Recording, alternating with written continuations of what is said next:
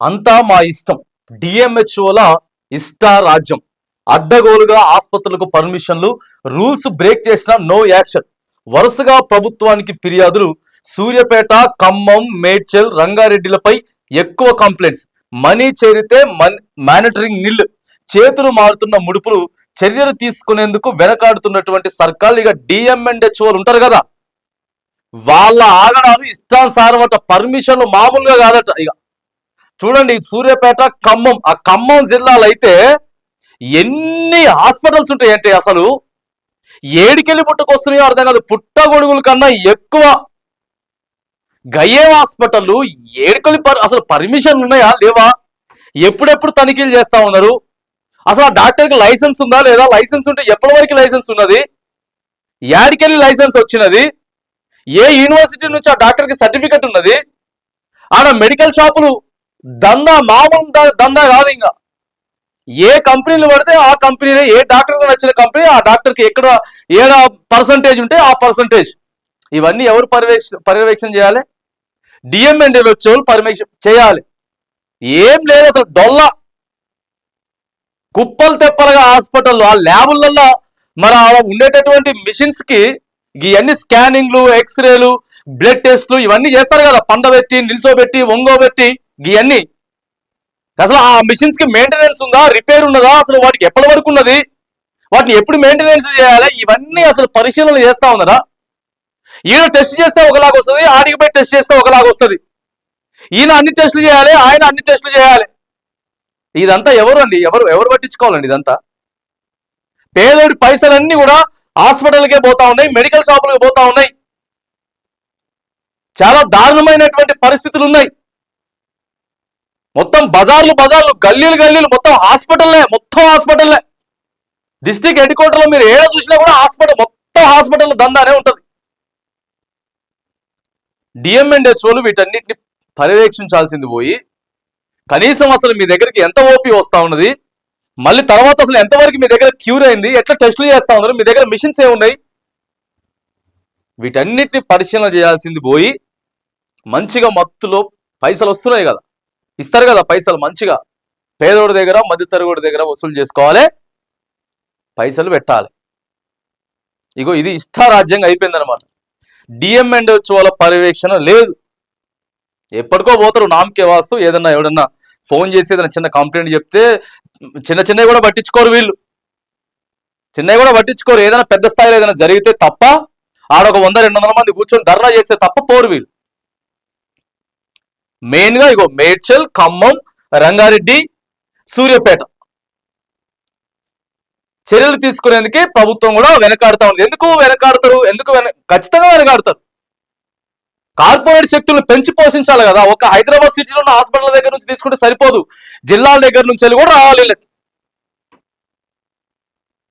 తగ్గదు, పేషెంట్ కి తగ్గదు, అట్లనే ఉంచుతారు. పేషెంట్ ఆయనకి ఎక్కువ కాదు, కొంచెం తక్కువ కాదు, ఇట్లా కూడా చేస్తారు వీళ్ళు. ఇక మహా అయితే ఆయన దురదృష్టం బాగపోతే ఎక్కువైపోయి మళ్ళీ ఈడికెళ్ళి హైదరాబాద్ రావాలి, జిల్లాలకి వెళ్ళి హైదరాబాద్ రావాలి. లక్షలు వసూలు చేస్తున్నటువంటి సందర్భం. డిఎంఎండ్హెచ్ఓలు నిద్రపోతున్నారు. వాస్తవంగా చెప్పాలంటే నిద్రపోతున్నటువంటి పరిస్థితి. 4వ పేజీలో ఉన్నదో వార్త చూద్దాం ఒకసారి. ఏం చేస్తున్నారు డిఎంఎండ్హెచ్ఓలు? ఏం చేస్తున్నారు? ఇప్పటికైనా స్పందిస్తారా? మెయింటెనెన్స్ ఎప్పుడు, ఏ హాస్పిటల్ కి ఎప్పుడు వెళ్ళాలి, అక్కడ మిషన్స్ ఎప్పుడు తనిఖీ చేయాలి, అక్కడ ల్యాబులను ఎప్పుడు తనిఖీ చేయాలి, అక్కడ మెడికల్ షాపులను ఎప్పుడు తనిఖీ చేయాలి, ఎన్ని రోజులకి అసలు మెయింటెనెన్స్, నెలనా, 2 నెలల, 3 నెలల, ఎప్పటికోసారి మీరు విజిట్ చేస్తా ఉన్నారు? అసలు విజిట్ చేస్తున్నారా? హాస్పిటల్స్ ని విజిట్ చేస్తున్నారా? మీటింగ్లు పెడుతున్నారా? పేదోడి పట్ల కొద్దిగా జాగ్రత్తగా వహించండి అయ్యా బాబు అని చెప్తున్నారు. అసలు కూర్చోబెట్టి మీరేగా చెప్పాల్సింది, చెప్తుర్రా? వాళ్ళ దగ్గర పైసలు తీసుకొని సైలెంట్గా ఉంటారు, ఏం కాదు కానిచ్చేయండి అని చెప్పి. డిఎంఎండ్హెచ్ఓలపై ప్రభుత్వానికి వరుసగా ఫిర్యాదులు అందుతున్నాయి. సరైన డాక్యుమెంట్లు, డాక్టర్లు లేకుండా ఆసుపత్రులకు పర్మిషన్లు ఇస్తున్నారంటూ ప్రభుత్వానికి కంప్లైంట్స్ అయితే చేరుతున్నాయి. సూర్యాపేట, ఖమ్మం, మేడ్చల్, రంగారెడ్డి డిఎంఎండ్హెచ్ఓలపై అత్యధిక ఫిర్యాదులు వచ్చినట్లు సమాచారం.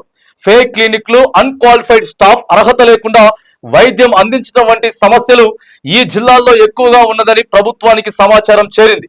ఇక ఆసుపత్రులు అనుమతులు పొందే అంశంపై డిఎంఎండ్హెచ్ఓలు కుమ్మక్కవుతున్నారని స్వయంగా ఆరోగ్య శాఖ మంత్రికి ఫిర్యాదులు అందాయి.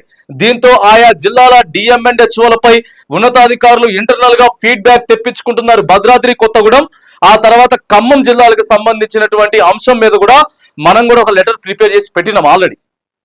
ఈ మండే, నెక్స్ట్ మండే మంత్రి గారికి మనం లెటర్ ఇవ్వబోతా ఉన్నాం. మంత్రి ఛాంబర్ లో కలిసి లెటర్ ఇవ్వబోతా ఉన్నాం.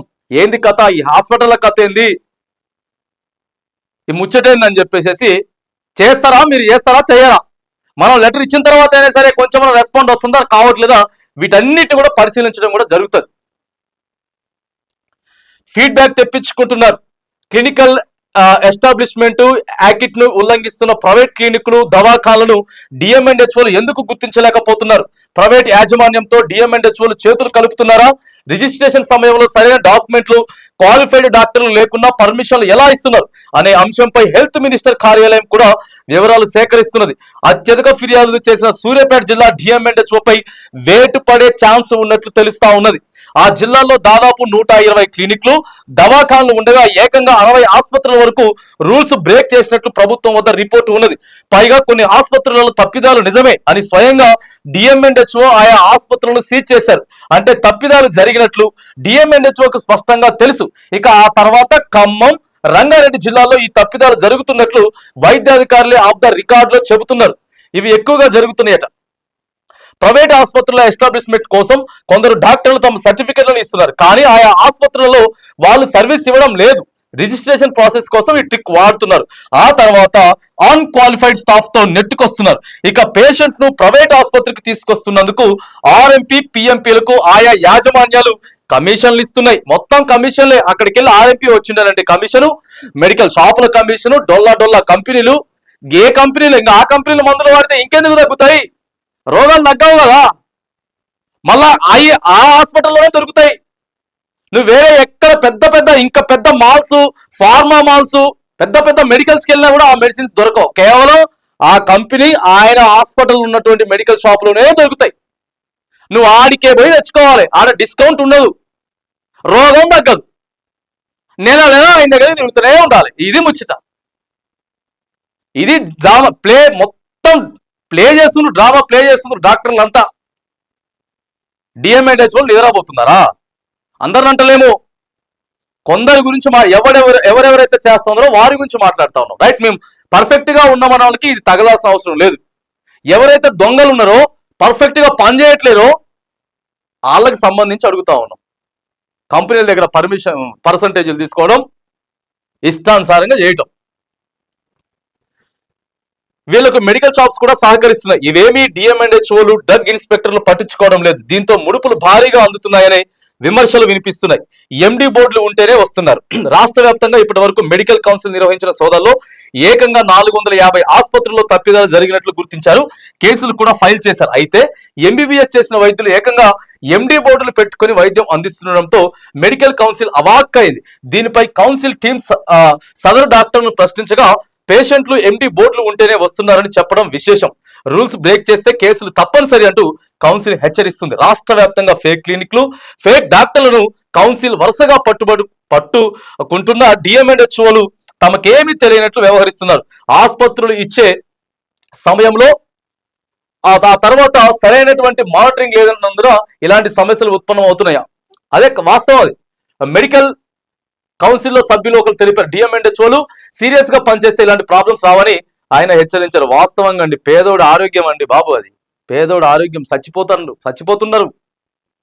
డిఎంహెచ్ఓలు కరెక్ట్ గా పోయి నువ్వు మొత్తం ఒక్కసారి చెయ్యి, హడావుడి చెయ్యి. హాస్పిటల్ హడావుడి కాదు, బెంబేలు ఎత్తించు, మళ్ళా 1 monthకి అక్కడికి పో, ఎవ్రీ మంత్ అక్కడికి వెళ్ళు. ఏం పని ఉండదు నీకు, అదే పని కదా, గదే పని నీకు. రోజుకొక 10 హాస్పిటల్ తనిఖీ చేయు.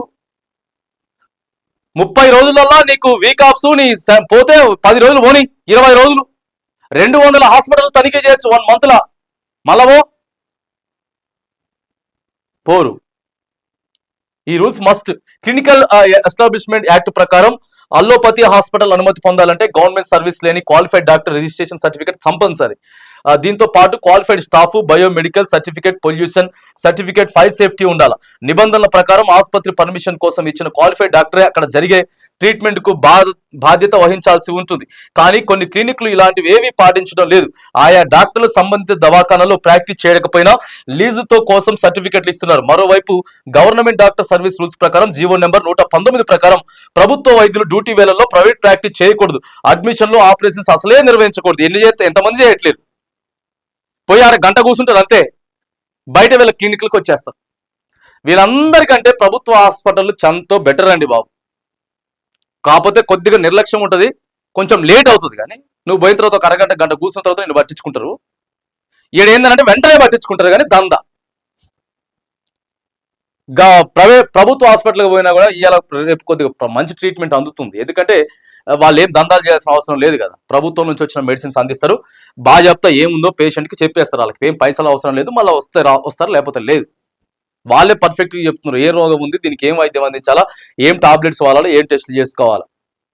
ఇంత గందరగోళమైనటువంటి పరిస్థితి అంటే ఇలా ఆరోగ్యమే మహాభాగ్యం అని చెప్పేసి ఇక దాన్ని ఒక ప్లస్ పాయింట్ గా తీసుకొని వీక్నెస్ అనమాట, ఇక వీక్నెస్ గా తీసుకొని వీళ్ళు చేస్తున్నటువంటి దందాలు. ఇప్పటికైతే మాత్రానికి ప్రభుత్వం ఇక సీరియస్ అయితే కాబోతా ఉంది. డిఎంఎన్హెచ్ఓల మీద ఒకళ్ళ తర్వాత ఒకళ్ళ మీద యాక్షన్ అయితే తీసుకోబోతా ఉంది. సీరియస్ గా కంప్లైంట్లు అయితే మరి వస్తా ఉన్నాయి. ఇప్పటికైనా సరే డిఎంఎన్హెచ్ఓల తీరు, డాక్టర్ల తీరు, మెడికల్ షాప్ యాజమాన్యాల తీరు, ఆ ల్యాబులు నిర్వహించేటటువంటి యాజమాన్యాల తీరు మీరు మార్చుకోండి. లేకపోతే మాత్రానికి మీ లైసెన్సులు మాత్రానికి రద్దు చేసేటటువంటి ఖచ్చితంగా జరుగుతుంది. ప్రయత్నం అయితే జరుగుతూ ఉందని చెప్పేసి మరి ప్రభుత్వం అయితే హెచ్చరిస్తా ఉన్నది. ఇప్పటికైనా కళ్ళు తెరుచుకొని మనం ఏం చేస్తున్నాం ఏంది అనేది ఆలోచన చేస్తే మంచిది.